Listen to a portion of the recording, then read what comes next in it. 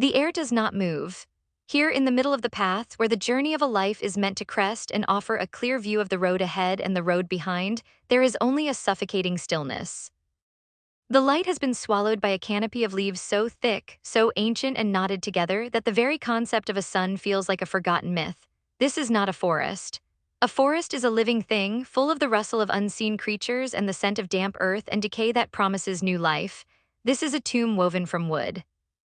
The branches are not branches, but the skeletal fingers of giants, reaching down not to shelter but to ensnarl. They claw at the shoulders of his cloak, their touch like cold bone. He tries to pull away, but the fabric is caught, and for a terrifying moment, he feels himself being drawn into the woody flesh of the world, becoming another silent, petrified tree in this forgotten place. He rips himself free with a sound of tearing cloth that is shockingly loud in the profound silence.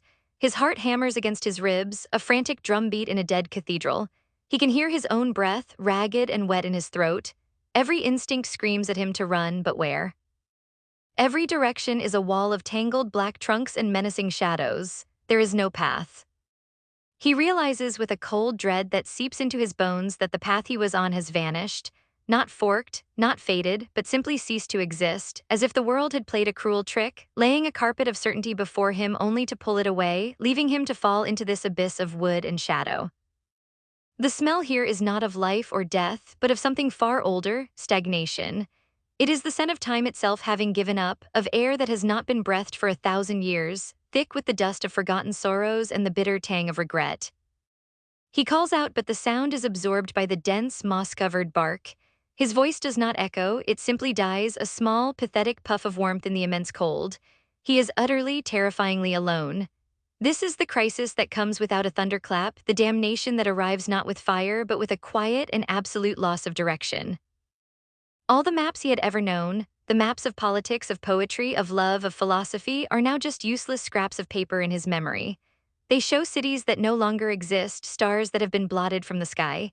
He is 35 years old, the perfect midpoint of a biblical lifespan, and he has never been more lost. It is a state of being so profound it feels eternal, a hell before hell. In this dark wood of the soul, the greatest terror is not the presence of a monster, but the absolute absence of a way forward. Before this silence, there was a city of noise, Florence. To remember it now is like trying to recall the details of a dream upon waking, yet the senses hold the memory even when the mind falters. The sight of it from a distant hill, a jumble of terracotta roofs and soaring, arrogant towers, each one a stone declaration of family power, a middle finger pointed at the sky and at every rival family. The sun would catch the gilded rooster on the baptistry, a flash of holy fire in the urban maze. Down in the streets, the light was a different thing, a thin, precious ribbon between the tall, grim-faced buildings. It was a city of sharp shadows and sudden, blinding glares, a place where you could be lost in an alley's darkness one moment and exposed in a sun-drenched piazza the next. The colors were of stone and dust, but also of the vibrant dyes of the guilds. The shocking crimson of new cloth, the deep indigo, the rich saffron, a testament to the wealth that flowed through the city's veins, a wealth that was both its glory and its poison. The sound of Florence was the sound of relentless creation and constant conflict. It was the percussive clang of the blacksmith's hammer, the rhythmic thud of the weaver's loom, the scrape of the stonemason's chisel, a symphony of labor that built the city's fortune. But beneath that was the human noise, the sharp, argumentative Florentine tongue, a language perfect for poetry and for insults. It was the sound of merchants haggling in the loggias, of politicians shouting each other down in the Palazzo della Signoria, of sermons thundering from the pulpits of Santa Croce and Santa Maria Novella. And at night it could be the sound of silence, a tense, watchful quiet broken by the tramp of the city guard's boots on the cobblestones, or the sudden, terrifying clang of an alarm bell, a sound that meant fire or riot or the return of an exiled faction. It was a city that never truly slept, it only held its breath. The smells were just as layered. The Arno River, sluggish in the summer, carried the scent of mud and waste, a primal smell that the grandest palace could not escape. Near the Ponte Vecchio, the air was thick with the chemical tang of the tanneries and the metallic scent of the armorers. But elsewhere you could catch the divine aroma of baking bread from a communal oven, the sharp, sweet smell of spilled wine on a tavern floor, or the heady fragrance of incense pouring from a church door, a brief, holy respite from the city's earthly funk. In the markets, it was a riot of smells. Fresh herbs, pungent cheeses, the bloody iron scent of the butcher stalls, and the delicate perfume of the first spring flowers, sold for a pittance by a girl from the countryside. To walk through Florence was to feel the city through the soles of your feet. The uneven, bone-jarring cobblestones, slick with rain or hot with sun. The cool, damp stone of a church interior, a sudden sanctuary from the summer heat. The rough, splintery wood of a workman's bench, or the smooth, polished marble of a banker's counter. You felt the press of the crowd, the jostle of bodies, the weight of the humid air before a storm, an atmosphere as thick and heavy as the political intrigue that saturated every stone. The touch of a coin, worn smooth by 1,000 other hands, was the touch of the city's very soul. And the taste of Florence was the taste of harsh, rustic bread dipped in peppery olive oil, the sharp bite of a young Chianti, the simple perfection of beans cooked with sage. It was the taste of struggle and survival, but also of immense, unapologetic pleasure. It was the taste of a life he had fought for, a life of civic duty and poetic ambition. It was the taste of home. And now, in this silent, scentless, colorless wood, that memory is a form of torture, a phantom feast for a starving man. This is the void he has fallen into, the utter negation of the vibrant, dangerous, beautiful world he once called his own. He is a man made of words and politics, and here both are useless. His name is Dante Alighieri. He was a poet who sang of a love so transcendent it seemed to bridge earth and heaven. He was a prior, a leader of his city, a man who had made decisions that shaped the lives of thousands. He had stood for his faction, the White Guelphs, and had paid the ultimate price for it, exile. He was a husband and a father. He was a scholar who had wrestled with the works of Aristotle and Aquinas. He was a man. And now he is nothing but a lost creature, stripped of all titles, all authority, all certainty. The Dante who commanded and wrote and loved has been dissolved, and only this trembling, directionless thing remains. It is into this profound nullity that a form begins to coalesce. At first, it is just a change in the quality of the gloom, a patch of shadow that seems less absolute than the rest. It is faint, like breath on a cold morning, but it solidifies, takes on the shape of a man, draped in robes that seem woven from the very twilight around them. The figure is noble, his face etched with a serene and melancholy wisdom. He carries no lantern, yet a soft, internal luminescence seems to push back the oppressive dark, creating a small island of calm in the menacing wood. His presence is not threatening, it is ancient, sorrowful, and profound. Dante, whose voice had failed him moments before, finds it now, but it is a choked, desperate whisper. "Whoever you are," he gasps, "spirit or living man, have mercy on me in this wasteland." The form's voice, when it comes, is not a sound that travels through the air, but one that seems to bloom directly in the mind. It is deep and resonant, the sound of classical Latin spoken with perfect, measured grace. "Not a man, though a man I once was," the voice intones. "My parents were Lombards, both Mantuan by birth. I was born under Julius, though late in his time, and I lived in Rome under the good Augustus, in the age of the false and lying gods." The recognition dawns on Dante with the force of a physical blow. It is a shock of such magnitude that it drives the fear from his heart, replacing it with a trembling, incredulous awe. This is not just any spirit. This is the voice that shaped his own, the mind that laid the foundations of his art. This is Virgil. The poet of the Roman Empire, the author of the Aeneid, the master, he is standing before the source of his own poetic river. "Are you then that Virgil, that font from which pours so broad a stream of speech?" Dante stammers, his words clumsy and unworthy. "O glory and light of all other poets, may the long study and the great love that made me search your volume now avail me. You are my master and my author." He feels a shame so profound it is like a physical illness. To be found like this, a lost and whimpering animal by the very embodiment of reason and epic order, he pours out his story of the dark wood, the lost path, the terrifying beasts that drove him back into the gloom. Virgil listens, his expression unchanging, a mask of compassionate gravity. When Dante is finished, the ancient poet speaks again, and his words are not of comfort but of diagnosis. He explains that the path Dante seeks cannot be taken directly. The way forward is blocked by the she-wolf of avarice, a beast that will let no one pass. To escape this valley of despair, another road must be taken. "Therefore, for your own good, I think and judge that you should follow me," Virgil says, his voice calm and certain, "and I will be your guide, and I will lead you from here through an eternal place." He speaks of a journey through 3 realms. First, a place where Dante will hear the desperate shrieks of the damned, where he will see the ancient spirits in pain, each one crying out for the second death. Then he will see those who are content in the fire because they hope to come, whenever it may be, to the blessed people. And finally, if he wishes to ascend to that higher realm, a soul worthier than Virgil himself will be his guide. For the emperor who reigns on high does not permit Virgil to enter his city because he was a rebel to his law. Dante's mind reels, a journey through the afterlife, through hell itself. The thought is so monstrous, so far beyond the scope of human imagination that it should be paralyzing. But standing here in the presence of his master with the promise of a guide, any path, no matter how terrifying, is better than no path at all. The fear is still there, a cold knot in his stomach, but it is now overshadowed by a sliver of desperate hope. He has been given a map, a terrifying, impossible map, but a map nonetheless. He looks at the calm, sad face of the Roman poet and sees not a ghost but a lifeline. He nods, the simple motion feeling like the most significant act of his life.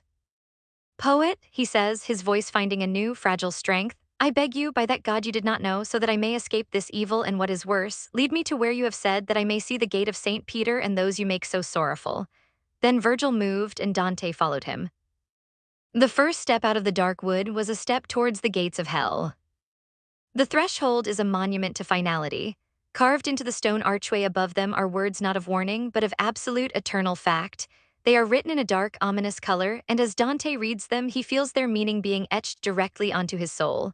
"Through me the way into the sorrowful city, through me the way into eternal pain. Through me the way among the lost people." The words are stark, hammering home the reality of this place. The poet in him notes the terrible, percussive anaphora, the repetition that builds a rhythm of despair. But the man in him feels only a primal dread. The inscription continues, a declaration of its own origins and purpose. "Justice moved my high maker." Dante turns to Virgil, his face pale, his voice a whisper. "Master, their meaning is hard for me."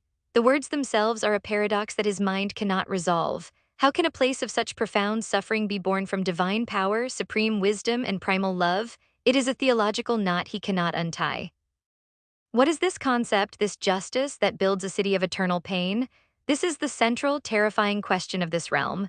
Hell, Virgil will explain, is not a punishment inflicted from the outside, but the external manifestation of a soul's internal state. It is the logical, necessary, and eternal consequence of a choice freely made. This principle, the architecture of damnation, is known as Contrapasso, a law of symbolic retribution where the punishment is a mirror of the sin itself. It is not an act of vengeance, but an act of supreme, terrifying clarity. A soul that spent its life chasing fleeting passions will spend eternity blown about by a restless wind. A soul that lived in the darkness of heresy will be forever entombed in a fiery coffin. The punishment is not a sentence, it is the sin itself made permanent.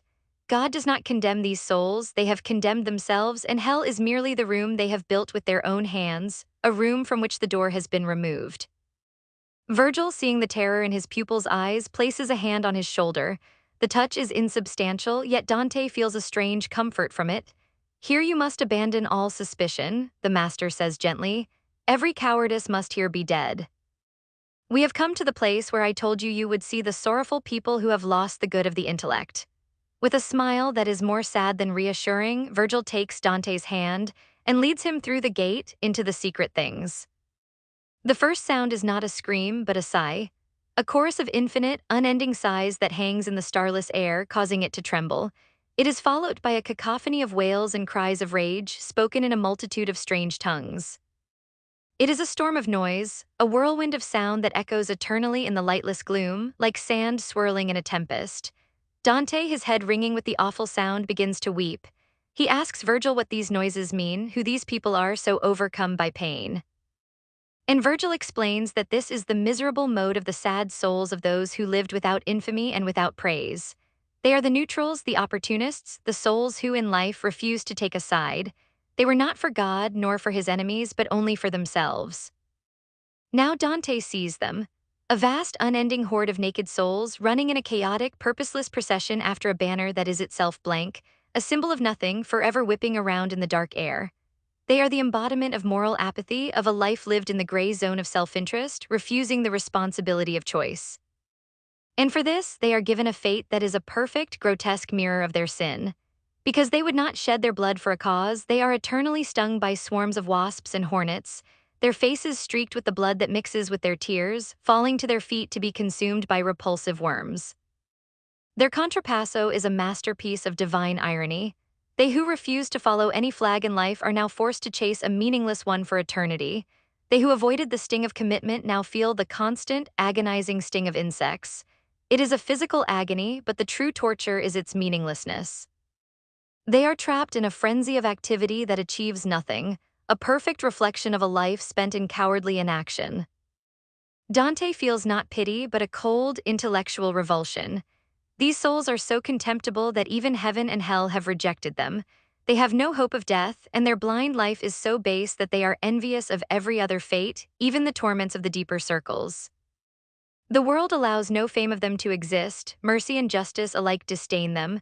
Let us not speak of them, Virgil says with finality, but look and pass. It is a chilling dismissal, these souls are not even worthy of discussion. Dante's inner world is a storm of confusion and disgust. He had always understood sin in terms of action, murder, theft, betrayal. But this is a sin of inaction, of a refusal to participate in the great moral drama of life. He sees in their frantic, pointless running a parody of his own political life in Florence, a life that was nothing but taking sides, a life of passionate commitment that led to his exile. Is it possible that this state, this spiritual cowardice, is a greater failure? He looks at their faces, contorted not just with pain, but with a kind of vacant, perpetual surprise, as if they still cannot comprehend why their cautious, self-preserving lives have led them to this. They tried to offend no one, to risk nothing, and in doing so, they committed the one offense the universe will not forgive. They rendered their own existence meaningless. In the world Dante left behind, this sin is everywhere. It is the comfortable citizen who sees injustice on the street and turns away, not wanting to get involved. It is the intellectual who possesses the clarity to speak truth to power, but remains silent for fear of damaging his career. It is the voter who abstains not from principle, but from laziness, claiming all sides are the same. It is the quiet complicity of the boardroom, the silent assent in the faculty meeting, the passive scrolling past a tragedy on a screen. Dante sees that this vestibule of hell is not just a place for the dead, it is a condition of the living. It is the state of a soul that has abdicated its own freedom, choosing the illusion of safety over the burden and glory of moral agency. The wasps and hornets are not just divine punishments, they are the stings of a guilty conscience made real, the constant, nagging pain of a life unlived. And as he turns away, following Virgil toward the river Acheron, he feels a new kind of fear. A fear not of damnation through evil deeds, but of achieving nothing at all, of becoming a ghost even before death. They reach the banks of a great, dark river where a crowd of souls waits, their faces etched with a mixture of terror and eagerness. An old man, his eyes like glowing coals and a face white with ancient hair, pulls a ferry toward them. This is Charon, the demon ferryman, and his rage is immediate when he sees the living Dante. He screams at him to leave, to find another way, another port, for a lighter boat must carry him. But Virgil calmly rebukes him. Do not vex yourself, Charon, it is willed where what is willed can be done, and ask no more. Charon falls silent, and they board the vessel, which sinks low into the water, weighted down by Dante's living body. As they cross, Dante is overcome by the sheer weight of this reality, and he faints, falling like a man seized by sleep. When he awakens, he is on the other side. He is in limbo, the first circle of hell. The air here is not filled with screams, but with the sound he first heard at the gate, a trembling chorus of sighs born of hopeless longing. There is no physical torment here. Instead, there is a vast green meadow bathed in a soft hemispheric light. In the center stands a noble castle, encircled 7 times by high walls and protected by a beautiful flowing stream. This is the abode of the virtuous pagans. Here are the souls who lived lives of great moral and intellectual worth, but who lived before Christ or without the grace of baptism. They are not punished, but they are eternally cut off from the divine presence they can now sense but never reach. Their only torment is to live with desire but without hope. Virgil, with a deep sadness, explains that he is one of them. For such defects and not for any other guilt are we lost, he says, his voice heavy with an eternity of sorrow, and only so far harmed that without hope we live in desire. Dante's heart is seized with grief. To think that his master, the embodiment of wisdom and virtue, is condemned to this eternal twilight. He sees the great poets of antiquity walking with Virgil, Homer, Horace, Ovid, Lucan. They greet Dante as one of their own, a sixth among such great intellects. He sees the heroes of Troy and Rome, the great philosophers, Socrates, Plato, and Aristotle, the master of those who know. They are not in agony, but the atmosphere is saturated with an inexpressible melancholy. It is a perfect, ordered, civilized world, but it is a world without God, and therefore it is a world without joy. This is the first lesson on the limits of human reason. The castle, with its 7 walls representing the 7 liberal arts or the 7 virtues, is the absolute pinnacle of what humanity can achieve on its own. It is a monument to philosophy, to art, to law, to civilization, and it is not enough. Virgil, the guide, the master of reason, can lead Dante through the recognition of sin, but he himself cannot enter the city of God. His wisdom is a powerful light, but it is the light of a sun that has set, casting long, beautiful shadows but providing no warmth. Dante understands that the journey ahead will require something more than the philosophy of the ancients. Reason can build a noble castle, but it cannot open the gates of heaven. As they leave the quiet sadness of limbo and move toward the true torments of the second circle, Dante is a changed man. He has seen the consequence of inaction and the tragedy of virtue without faith. The education of his soul has begun in earnest. The descent deepens. The serene melancholy of limbo gives way to a howling darkness. Here in the second circle, the true nature of hell reveals itself as a place of active, violent torment. At its entrance stands Minos, the monstrous judge of the underworld. He snarls, his bestial form a perversion of his mythic role as a wise king. As each guilty soul confesses its sins, Minos wraps his long, serpentine tail around his body a number of times equal to the circle to which the soul is condemned. He too tries to block Dante's path, but Virgil's words of divine authority silence him as they did Charon. They pass into the circle proper and are immediately struck by a force that is both sound and motion. It is a great roaring wind, an infernal hurricane that never rests. It shrieks and moans like a living thing, and as it smites the souls caught within it, their wails and blasphemies join its terrible chorus. This is the punishment for the lustful, for those who allowed reason to be overthrown by carnal appetite. Their contrapasso is devastatingly precise. In life, they were swept away by the storm of their passions, so in death, they are endlessly swept and battered by a literal storm. They are denied the control they so willingly abandoned. They have no agency, no rest, just as their desires gave them no rest in life. They are tossed and spun, colliding with each other and with the rocky cliffs of the circle, their torment renewed with every impact. Dante watches, horrified, as the shades are carried along by the black wind, like starlings on a winter gale. He sees 2 souls in particular flying together, so light they seem to lead the storm. Moved by an overwhelming pity, he calls out to them, asking them to speak with him if the wind will permit it. The wind subsides for a moment, and the 2 shades drift toward him, like doves called by desire to their sweet nest. A woman's voice, full of a timeless, heartbreaking sorrow, rises above the moaning of the wind. She tells him her story. Her name is Francesca, and the shade with her is her lover, Paolo. She speaks of love as a force of nature, an irresistible power that seized their hearts. Love, which is quickly kindled in a gentle heart, seized this one for the beautiful person that was taken from me, and the way of it still offends me. Love, which absolves no loved one from loving, seized me so strongly with his pleasing that, as you see, it does not yet abandon me. Love led us to one death. Her words are beautiful, poetic, seductive. She frames their tragedy in the language of courtly romance, casting themselves as helpless victims of a noble, all-powerful force. She makes their sin sound beautiful. She explains how it happened. One day, for pleasure, they were reading a book about Lancelot, of how love constrained him. They were alone and without any suspicion. Several times, that reading made their eyes meet and their faces turn pale, but it was one point alone that overcame them. When they read of the desired smile being kissed by so great a lover, Paolo, who would never be separated from her, kissed her mouth all trembling. The book was a gallihout, and he who wrote it, she concludes. That day we read no more. The story is devastating in its intimacy and its tragic power. Dante is so overcome with pity that he feels himself beginning to swoon. He turns to Paolo, who has been silent all this time, and sees that he is weeping. The combination of Francesca's beautiful words and Paolo's silent, agonizing tears is too much. While one spirit said this, Dante recalls, the other wept so that for pity I fainted as if I were dying. He collapses, utterly undone, but this faint is more than a physical reaction, it is a moral crisis.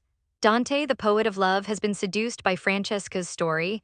He sees in her a reflection of his own artistic tradition, the celebration of a love that transcends convention. He pities her not just as a suffering soul, but as a fellow traveler on the path of romantic passion. His faint is a sign of his dangerous empathy, his inability to separate the beauty of the language from the sin it describes. This is a profound test. He must learn to see sin for what it is, not for what it pretends to be. Francesca's love was not the divine, ennobling love he celebrated for Beatrice. It was a selfish, adulterous passion that led to murder and damnation. Her story is not a tragedy, it is a confession. The book she blames was not a cause, it was an occasion. The true cause was her own will and Paolo's. When he recovers, Virgil is looking at him with a knowing, almost disappointed gaze. The lesson is clear. Pity for the damned is a spiritual error. It is to question the justice of God, to wish that sin did not have consequences. Dante must harden his heart. He must learn to see the world not through the lens of a romantic poet, but with the cold, clear eyes of a soul seeking salvation. The journey through hell is not just a tour of punishments.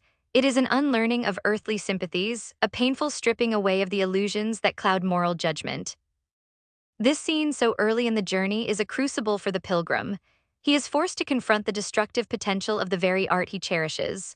The romantic stories, the tales of chivalry and passion, can be a poison if they are not governed by reason and a higher moral law. The modern world is saturated with Francesca's story, repeated endlessly. It is the story told by movies, by pop songs, by novels that celebrate passion as the ultimate good, that frame desire as an uncontrollable force that absolves individuals of responsibility. It is the narrative that says, "I couldn't help it, I was in love." Francesca's defense is the eternal alibi of the romantic. She blames love, she blames the book, she blames everything but herself. Her damnation lies not just in her adulterous act, but in her beautiful, self-serving refusal to take responsibility for it. She is trapped forever not just in a whirlwind of wind, but in a whirlwind of her own justification. For Dante to proceed, he must escape the pull of that seductive story. He must see that the kiss that seemed like the culmination of a beautiful romance was, in fact, the beginning of an eternal death. The body falls, but the soul must learn to stand. The descent continues, past the gluttonous wallowing in freezing, stinking rain, past the hoarders and wasters locked in their pointless, eternal joust, pushing great weights against each other. Each circle is a new lesson in the physics of sin, a new demonstration of the terrible logic of Contrapasso. But as they enter the sixth circle, the landscape changes. They are in the city of Dis, the inner citadel of hell, whose iron walls glow red with an internal fire. The air is acrid with the smoke of a great conflagration. Here, among open tombs that burn like furnaces, are the heretics. Specifically, the Epicureans, those who taught that the soul dies with the body. Their punishment is a perfect inversion of their belief. They who denied the immortality of the soul are now trapped for all eternity in a burning grave, their souls forever bound to a mockery of the death they believed was final. As they walk among the fiery sepulchres, a voice, loud and proud, calls out from one of the tombs. "O Tuscan who go living through the city of fire, speaking so honorably, may it please you to stop in this place." The voice is commanding, aristocratic. A tall, imposing figure rises from his fiery bed, showing only his upper body, his chest and forehead held high as if he held all of hell in great contempt. This is Farinata degli Uberti, a great Ghibelline warlord, a political enemy of Dante's Guelph ancestors. Even in damnation, his pride is immense, unbent. The encounter is immediately political. Farinata recognizes Dante's accent and asks about his lineage. When Dante tells him, Farinata's expression darkens. "They were fiercely adverse to me and to my ancestors and to my party," he declares, "so that twice I scattered them." Dante, his own Florentine pride ignited, retorts immediately. "If they were driven out, they returned from every side both times, but your party has not learned that art well." The exchange is sharp, a continuation of the bitter factionalism that tore Florence apart, now playing out on a stage in hell. Their political identities are so strong they have survived death itself. But then another shade rises from the same tomb, a weeping, anxious figure who only shows his head. He looks around wildly as if searching for someone. "If you go through this blind prison because of your height of genius," he asks Dante, his voice trembling, "where is my son? And why is he not with you?" This is Cavalcante de Cavalcanti, the father of Dante's best friend, the poet Guido Cavalcanti. He has misunderstood Dante's journey, assuming it is a reward for poetic genius, and he cannot comprehend why his son, an equally great poet, is not also granted this privilege. Dante, caught off guard, hesitates, and in his response he uses a past tense verb when referring to Guido. The old man misinterprets this completely. He shrieks, his face contorting in agony. Does he no longer live? Does the sweet light no longer strike his eyes? When Dante, stunned, does not answer immediately, the old man falls back into the tomb and is not seen again. Dante is left standing, shaken and guilty, before the impassive Farinata. The Ghibelline warlord has not even flinched during the entire interruption, his attention fixed solely on their political debate. He picks up the conversation exactly where they left off, prophesying Dante's own impending exile. "You will learn how heavy that art is," he says with a grim satisfaction. "This is the nature of the heretic's damnation. They are so fixated on their earthly concerns, on their political party, on their own narrow view of the world, that they are completely cut off from each other and from any larger reality." Farinata and Cavalcante share a tomb, but they are in separate, private hells. Farinata is obsessed with politics, Cavalcante is obsessed with his son. They cannot communicate, cannot console each other. They are locked in the burning prison of their own minds. Dante, full of questions, asks Farinata how the damned can see the future like Farinata's prophecy, but seem ignorant of the present like Cavalcante's lack of knowledge about his son. Farinata explains that the damned have a kind of farsightedness. "We see, like those with poor vision, the things that are far from us," he says. "So much the supreme ruler still shines for us. When they draw near or are, all our intellect is empty. They can see distant futures, but the present is a blank, and when the future finally becomes the present, their knowledge will cease entirely. This is the final turn of the screw in their punishment. They who believed only in the present, tangible world are now forever cut off from it, able to see only a future that, for them, will never truly arrive. Their intellect, once a source of pride, is now a source of eternal torment." Dante's inner world is a turmoil of Florentine politics and philosophical dread. In Farinata, he sees the terrible grandeur of a man who sacrifices everything, even his immortal soul, for his city and his party. There is something magnificent in his unyielding pride, but also something terrifyingly empty. Farinata loved Florence, but his love was a possessive, partisan love that ultimately destroyed what it sought to protect. He is a monument to the damnation of ideology, the hell of being so certain of your own righteousness that you become blind to everything else. In Cavalcante, Dante feels the sting of personal connection. This is his friend's father, a man whose entire eternal consciousness is wrapped around the fate of his son. It is a pathetic, deeply human torment. This circle forces Dante to confront the consequences of intellectual error. Heresy is not just a theological mistake, it is a fundamental misreading of reality. To believe the soul dies with the body is to live a life unmoored from ultimate meaning, a life where earthly concerns like politics or family fame become the absolute and only good. And the punishment for this is to be trapped forever with those earthly concerns, stripped of all other context, burning in the tomb of a self-imposed, limited reality. As they leave the circle, Dante is somber. The prophecy of his exile now has a new, terrible weight. He understands that his own love for Florence, his own deep immersion in its political battles, carries a spiritual danger. He must learn to see beyond the confines of his city, his party, his own time, if he is to escape the fate of Farinata. The journey through hell is also a journey out of the burning tomb of the purely political mind. They travel deeper, past rivers of boiling blood where the violent against others are submerged, past the twisted wood where the souls of suicides are trapped in thorny trees, past a desert of burning sand under a rain of fire where the violent against God, nature, and art suffer. And finally, they arrive at the edge of a vast, dark abyss, the entrance to the eighth circle, the realm of fraud. This is the domain of sins that are uniquely human, sins that require the use of reason and intellect for malicious ends.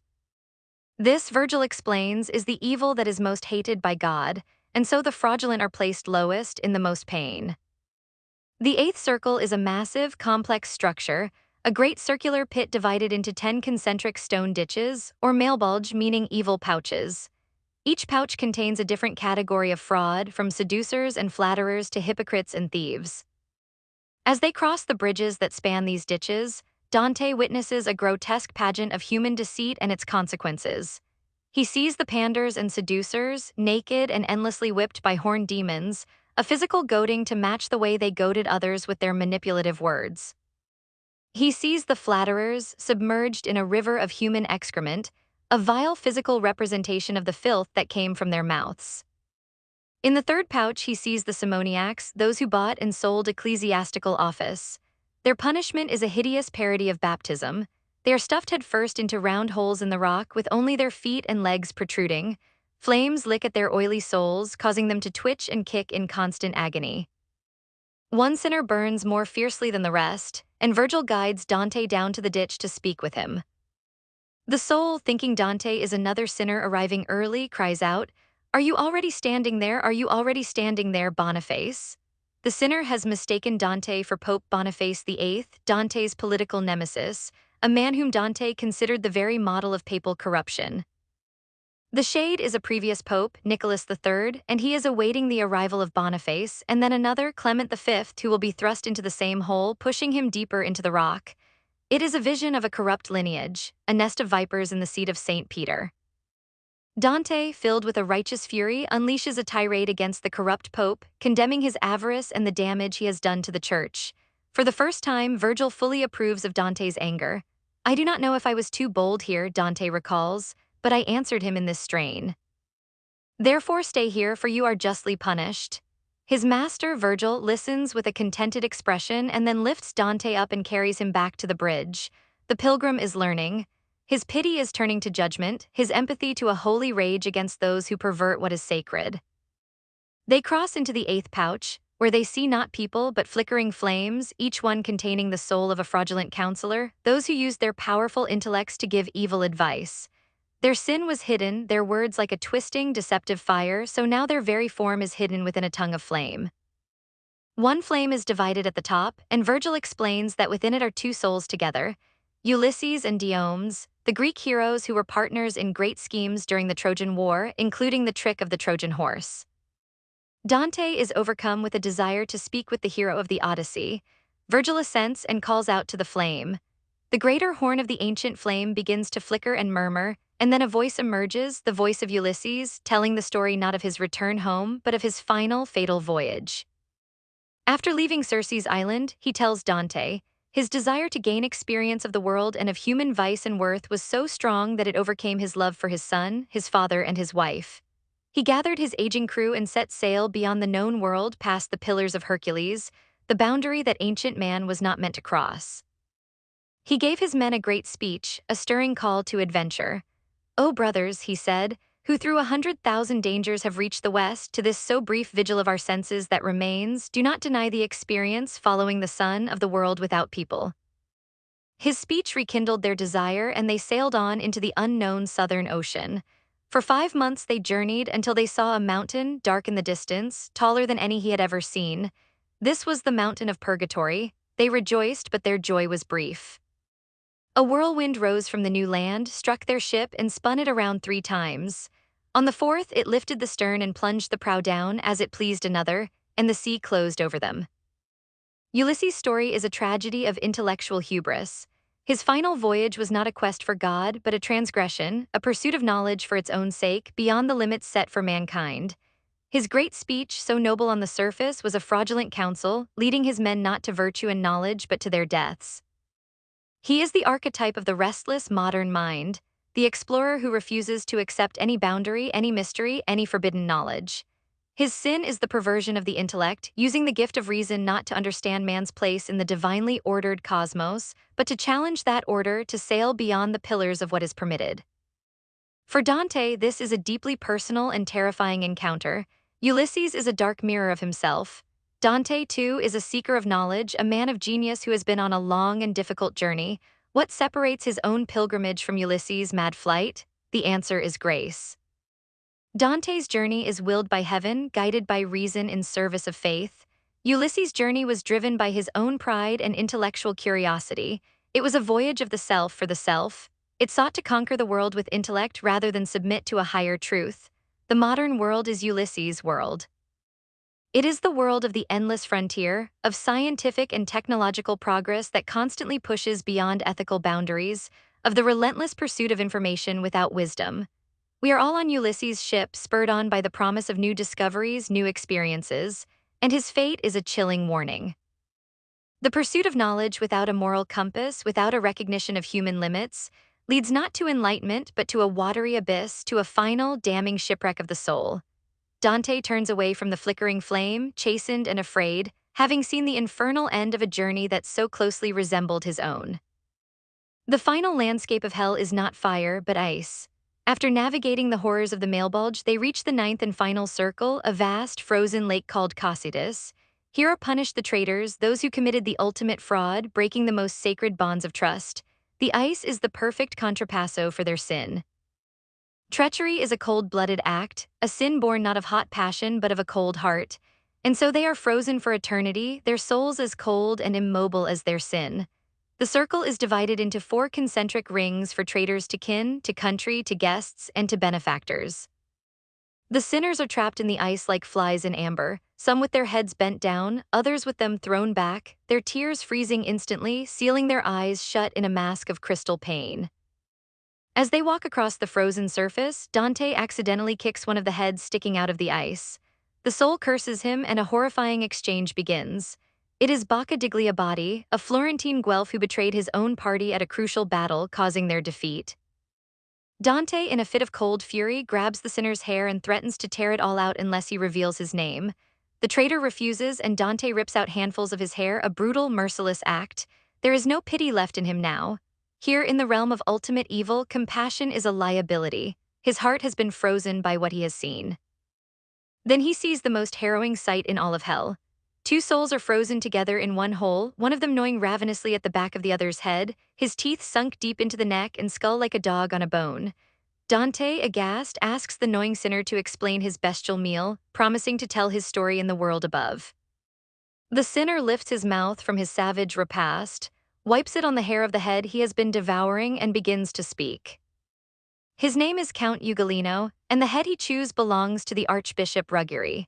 Both were traitors, locked in the Pisan political struggles of the 13th century.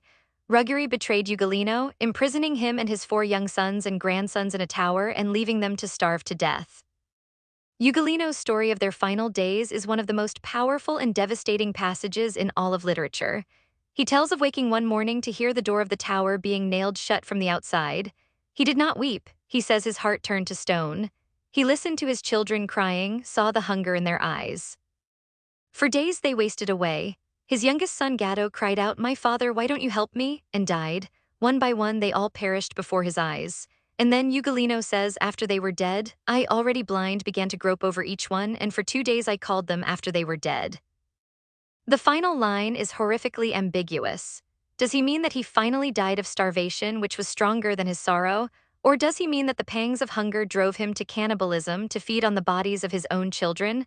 The ambiguity is the point. The sin of treachery is so profound that it reduces man to a state below the beasts, a state where the most sacred taboos are broken. Ruggieri's betrayal created a situation of such extreme horror that it pushed Ugolino beyond the boundaries of humanity. Now in hell, their punishment is an eternal tableau of that horror. Ruggieri, who denied Ugolino food, is now his eternal food. Ugolino, who may have committed the ultimate act of animal desperation, is now locked in that act for eternity, his grief and his hunger forever intertwined. His story is the ultimate testament to how betrayal dissolves the very fabric of society, turning fathers against sons and men into monsters. At the very center of the frozen lake, at the point farthest from God, is the emperor of the dolorous kingdom, Lucifer. He is a creature of unimaginable horror, a grotesque parody of the divine trinity. He has 3 faces, one red, one yellowish-white, one black, and under each face, a pair of vast, bat-like wings that beat constantly, creating the freezing wind that keeps Cocytus frozen. In each of his 3 mouths, he chews eternally on a sinner. In the central mouth is Judas Iscariot, the ultimate traitor to God. In the other 2 are Brutus and Cassius, the traitors to Julius Caesar, who for Dante represented the ideal of a universal Roman Empire, a secular form of divine order. This is the absolute zero of existence, the final destination of all evil. It is not a place of noise and fire, but of absolute cold, silence, and mechanical, meaningless motion. Evil in its purest form is not rage. It is the complete absence of love, a state of perfect, frozen egoism. To escape hell, Virgil must climb down the hairy flank of Lucifer himself. Dante clings to his master, terrified, as they descend past the monster's waist. And then, at the center of the earth, Virgil turns himself around and begins to climb up. Gravity has been reversed, they have passed the center of the universe. They climb through a dark, narrow passage until at last Dante sees a small, round opening above them. Through it he can see the beautiful things that heaven bears. And so they came forth, he says, to see again the stars. The sight after the absolute darkness of hell is so beautiful it brings tears to his eyes. He is out, he is alive. But he is not the same man who entered the dark wood. He has seen the grammar of sin, the architecture of despair. He has learned the full weight of human choice. The first part of his education is complete. The air is clean, that is the first sensation. After the foul, stagnant atmosphere of hell, the air of this new world is a balm to the soul. It is cool and fresh, carrying the scent of the sea and damp grass. And there is light, not the harsh, fiery glare of dis, but a soft, gentle light, the color of an oriental sapphire. The sky is a vast, open dome, and for the first time in what feels like an eternity, Dante can see the stars, burning with a clear, steady brilliance. He has emerged onto the shores of a vast mountain that rises from the middle of an island in the southern hemisphere. This is the mountain of Purgatory. Here the entire mood is transformed. The despair and rage of hell are replaced with a profound sense of peace and hope. Purgatory is a realm of suffering, but it is a suffering with a purpose. The souls here are not damned, they are being cleansed. They endure their penances not with curses, but with songs and prayers. Their pain is a fire that purifies, not one that consumes. This is the central concept of the Second Kingdom, suffering embraced willingly as a path to redemption. Unlike the souls in hell who are trapped and defined by their sin, the souls in purgatory are actively working to transcend it. They are in a process of becoming. The laws of this realm are different. Here, progress is only possible during the day in the light of the sun, which symbolizes divine illumination. At night, when the sun is gone, the souls must rest. Grace, not just effort, is required for the ascent. At the base of the mountain, they meet its guardian, Cato of Utica, a noble Roman who killed himself rather than live under Caesar's tyranny. It seems a paradox that a pagan's suicide would be the gatekeeper of a Christian realm of redemption.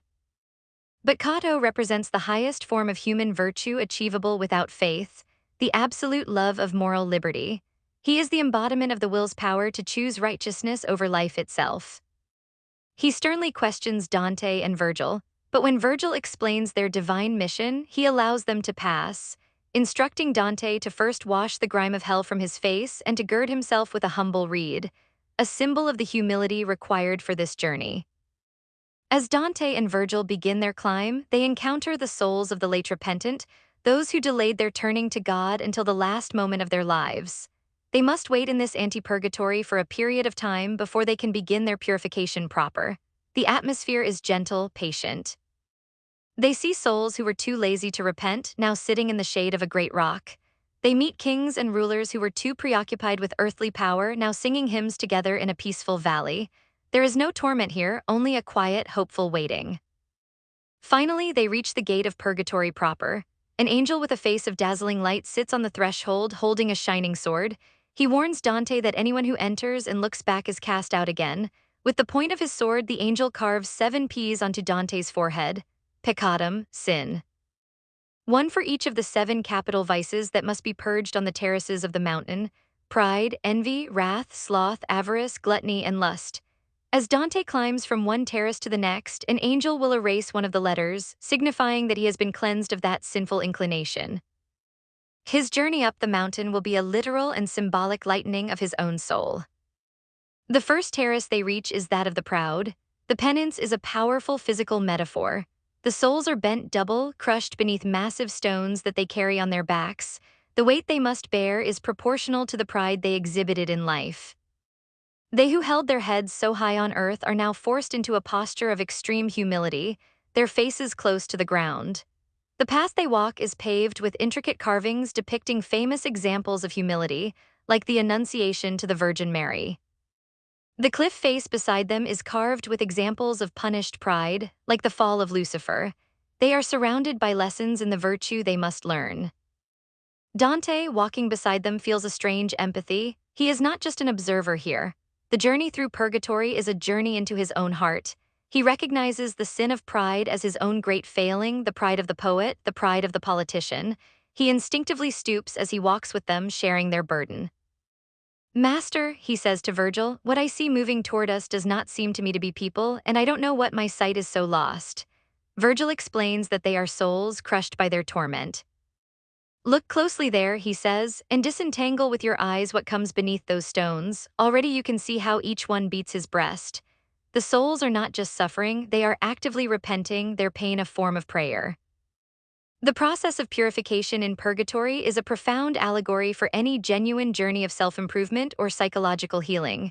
It is not enough to recognize one's flaws, as Dante did in hell. One must actively work to dismantle them. This work is painful and arduous. It requires humility, the willingness to carry the weight of one's own failings. It requires focus, surrounding oneself with examples of the virtue one seeks to acquire. It requires community, as the souls on each terrace pray for each other and encourage each other on their ascent. This is the opposite of hell's isolation. Here, salvation is a communal project. As Dante leaves the terrace, an angel brushes his forehead with its wing and he feels one of the peas vanish. He feels lighter physically and spiritually. The climb to the next terrace feels easier. He is being remade. One by one, they ascend the terraces. They walk through a blinding smoke that purges the sin of wrath. They run with the slothful who are now filled with a holy zeal. They witness the avaricious and the prodigal bound face down to the earth, weeping for their misplaced love of worldly goods. They pass through a grove of trees with spectral fruit that tortures the gluttonous with an agonizing, purifying hunger. And on the final terrace, they must walk through a wall of fire, the cleansing flame that purges the last vestiges of lust. Dante, remembering the pain of a human pyre, recoils in terror. But Virgil gently persuades him, reminding him that Beatrice is on the other side of this fire. The thought of her gives him the courage he needs, and he plunges into the flames. The pain is intense, but it is a clean pain, and he emerges on the other side, whole and purified. He has reached the summit of the mountain. He is in the earthly paradise, the Garden of Eden. It is a place of breathtaking beauty, a divine forest full of gentle breezes, fragrant flowers, and the sweet singing of birds. This is the state of humanity before the fall, a state of perfect natural innocence. It is here that Dante's journey with Virgil must come to an end. Virgil's final words to his pupil are full of a fatherly pride and a deep, tragic sadness. The temporal fire and the eternal you have seen, son, and you have come to a part where I by myself discern no more. I have brought you here with intellect and with art. From now on, take your pleasure for your guide. Your will is free, upright, and sound. It would be a fault not to act according to its judgment. I crown and mitre you over yourself. He has led Dante as far as human reason can go, to the threshold of perfect earthly liberty. He has taught him to recognize and purge sin. He has restored Dante's will to its original, uncorrupted state.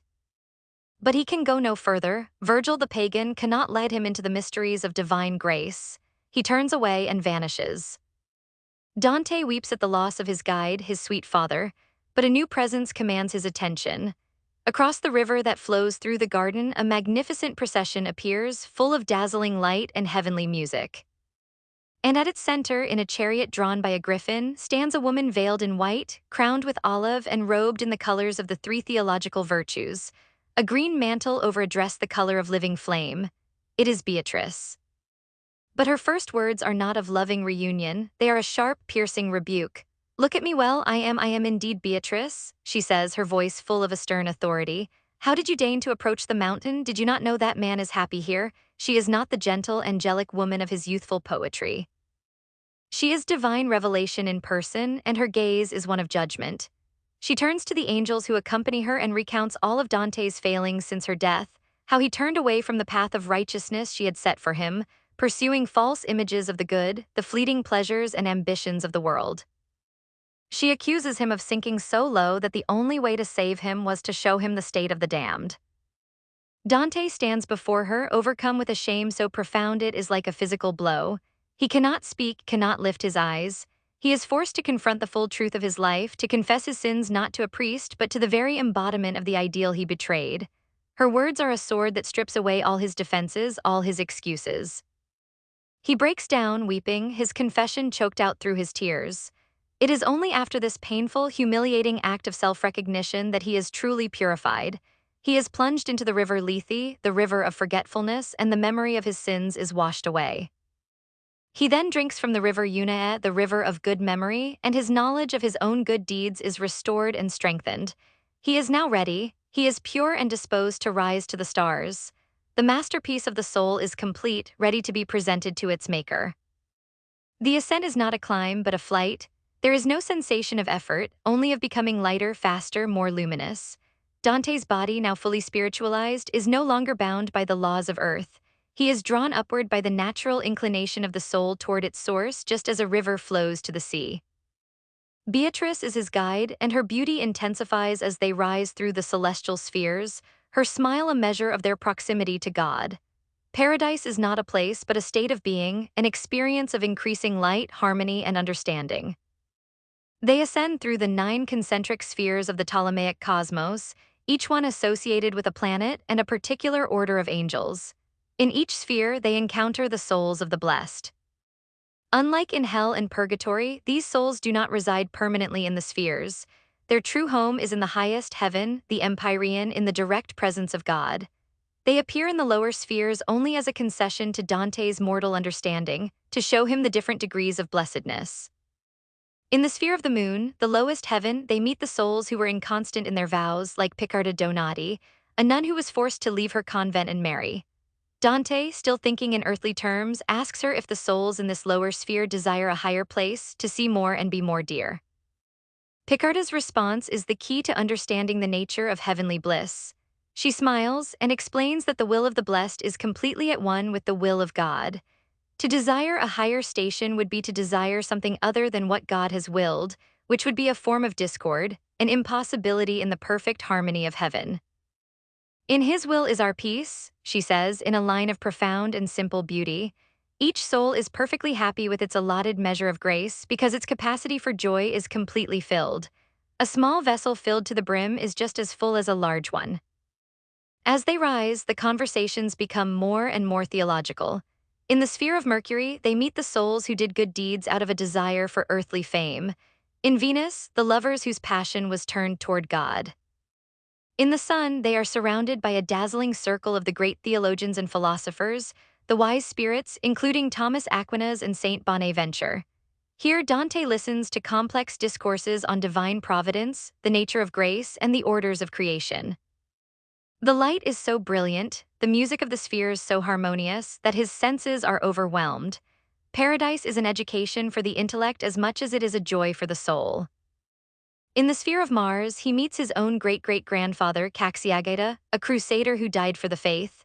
This is a deeply personal and moving encounter. Caxiageta tells Dante of the old, virtuous Florence before it was corrupted by greed and factionalism. And he confirms the prophecy of Dante's exile, foretelling the pain and sorrow that awaits him. But he also gives Dante his ultimate mission. He commands him to not be a timid friend to the truth, but to write down everything he has seen on his journey, to make his voice a wind that will strike the highest peaks. His poem, Caxiageta says, will be a source of vital nourishment for those who read it. The journey is not just for Dante's own salvation, it is a prophetic mission for the renewal of a corrupt world. They ascend to the highest spheres, beyond the planets, to the sphere of the fixed stars, where Dante is examined on the 3 theological virtues of faith, hope, and love by Saints Peter, James, and John.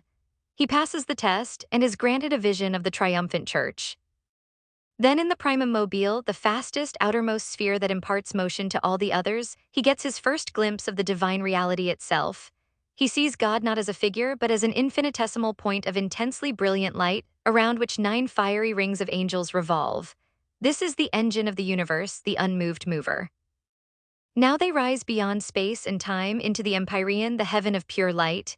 Here the blessed are revealed in their true form as a celestial rose, a vast amphitheater of souls seated in ranks upon ranks of petals, all gazing upward at the light of God.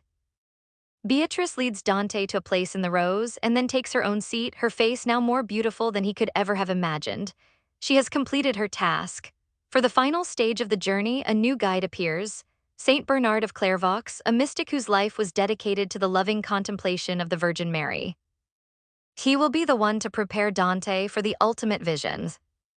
Bernard directs Dante's gaze upward and offers a sublime prayer to the Virgin, asking her to intercede for Dante, to grant him the grace to lift his eyes to the final salvation. And then the moment arrives. Dante looks into the heart of the eternal light. His mortal mind falters, his memory fails. Language cannot describe what he sees. He speaks of it only in metaphors. He sees that within the deep and clear subsistence of the high light, all the scattered leaves of the universe, all the substances and accidents and their relations are bound together by love into a single volume. He sees the whole of creation, unified and coherent in the mind of God. He strains his eyes further, trying to comprehend the ultimate mystery he was sent to understand, the mystery of the incarnation, how the divine and the human can coexist in one person. He sees within the light three circles of three different colors, yet of one dimension. One seemed to be reflected by the other, like a rainbow by a rainbow, and the third seemed a fire that breathed equally from both. He is like a geometer trying to square the circle, his mind utterly defeated by the paradox. And then, just as he is about to give up, his mind is struck by a flash of understanding. It is not an intellectual solution, but a moment of pure intuitive grace. In that instant, he sees, he understands, but the vision is too much. His high fantasy fails. Yet his desire and his will are now turned, like a wheel that is moved evenly by the love that moves the sun and the other stars. He has returned, the journey is over, the poem is written, but the experience has left an indelible mark on the world, a legacy that continues to unfold. In the centuries after his death, Dante's vision of the afterlife would become the definitive one for Western civilization, shaping art, literature, and the very way people conceived of sin, redemption, and heaven. Artists from Botticelli to Blake would dedicate their lives to illustrating his world. Poets from Chaucer to Eliot would see him as their ultimate master. His work became a third testament, a personal revelation that took on the authority of Scripture. But the legacy of his journey is not just literary or artistic. It is a persistent philosophical and spiritual challenge. The Divine Comedy stands as a monumental argument for a universe saturated with meaning, a cosmos where every choice matters, where justice is not an abstract concept but a fundamental law of reality. It presents a vision of human life as a pilgrimage, a journey with a definite and ultimate purpose, the alignment of the individual will with the divine love that orders all things. In our modern secular age, this vision can seem alien, a relic of a faith-drenched world. We have largely abandoned the grand, hierarchical cosmos of Dante for a universe that seems random, chaotic, and indifferent. We have traded his moral certainty for a landscape of relative values and subjective truths. And yet the power of his journey endures because the questions it asks are eternal. His dark wood is still a place we all can enter, the crisis of meaning in midlife, the feeling of being lost in a world without clear signposts. His hell is a disturbingly accurate map of the human psyche's capacity for self-destruction, the endless, fruitless chase of the apathetics, the self-imprisonment of the proud, the cold isolation of the treacherous. His Purgatory is a model for every struggle toward self-improvement, the painful but hopeful process of confronting our own worst instincts and working to become better. And his Paradise, in its abstract, overwhelming light, speaks to the universal human yearning for transcendence, for a connection to something larger than our own small selves, for a peace that lies in the surrender to a great cosmic harmony. The final image of the poem is not of judgment, but of alignment. The pilgrim's will, once lost and broken in the dark wood, is now turning in perfect sync with the cosmos like a smoothly spinning wheel. He has found his place. He has come home. The journey from the dark wood has ended in a vision of a universe moved not by chance or by force, but by love. And so the poet, having walked through the kingdoms of the dead, returned to the world of the living, carrying a message that he could not fully articulate but that he had embodied with his entire being. He leaves us with the echo of his footsteps and a question that never fades. If hell is the soul's absolute fixation on itself, and heaven is the perfect alignment with a love that moves the sun and the other stars, where on that vast and terrifying map of the human heart do we find ourselves standing today?